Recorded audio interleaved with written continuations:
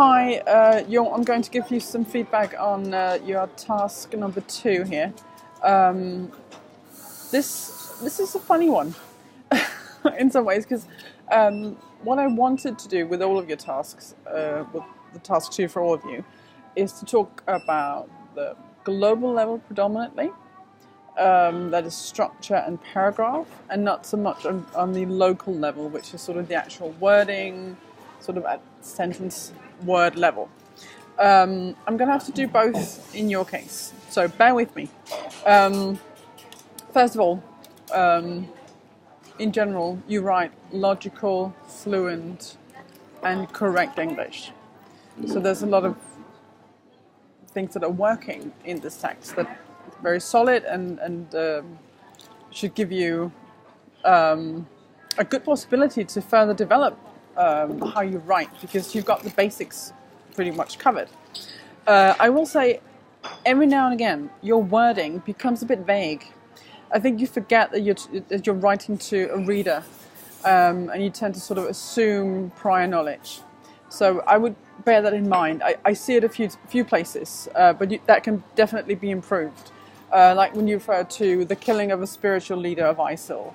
Who is that? Who are we talking about?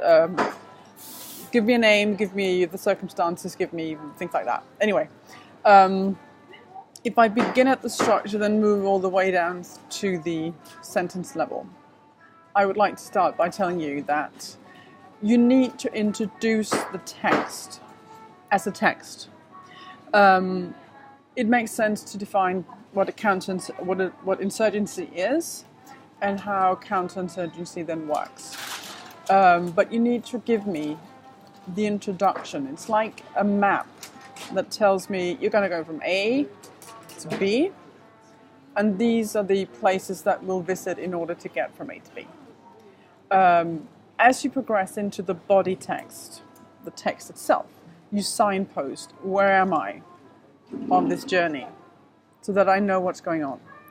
It's not immediately obvious from the beginning of the text what you're trying to do. You're going to be discussing something, so tell me how you're going to arrive at the points that you want to discuss and at your conclusion. We're talking maybe 5 or 6 lines here, but it's really important. Also, it gives you an idea of whether or not what you have conceptualized, what you're planning to write, actually hangs together or not. That's what you find out when you write the introduction, and if it doesn't hang together, you need more work or some restructuring.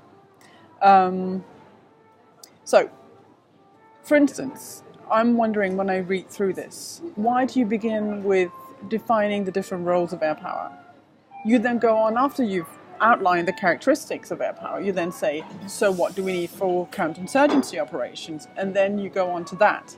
Just move those 2 sentences up, so that I know, okay, I'm going to be reading about the characteristics of air power, which are kind of general, and then you're going to sort of go down and explain to me, what do we need for this particular type of operation?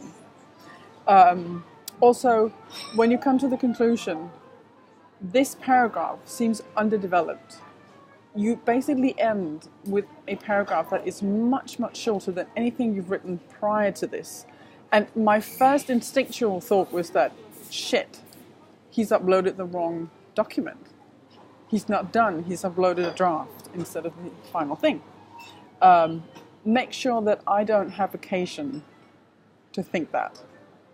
So either develop that further, or just rewrite it so that it becomes, that it coheres with the paragraph above it, for instance.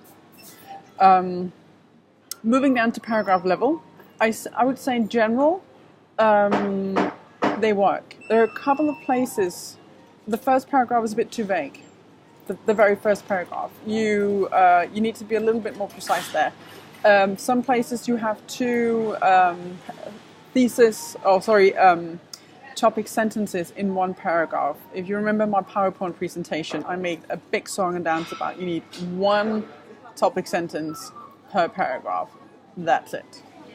As soon as you start talking about a different topic or a different point that you want to make, you hit enter, new paragraph.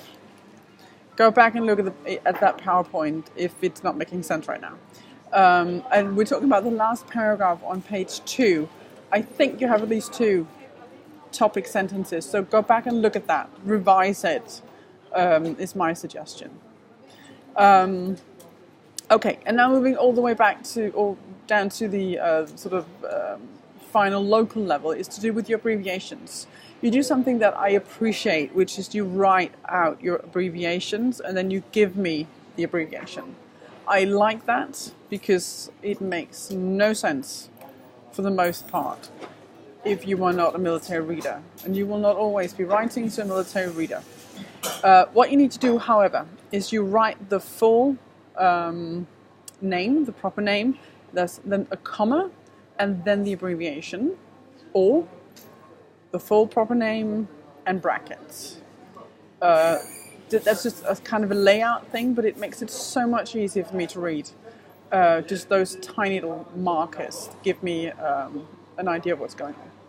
So in summation, you write well, but you need to pay attention to structure and organization of paragraphs.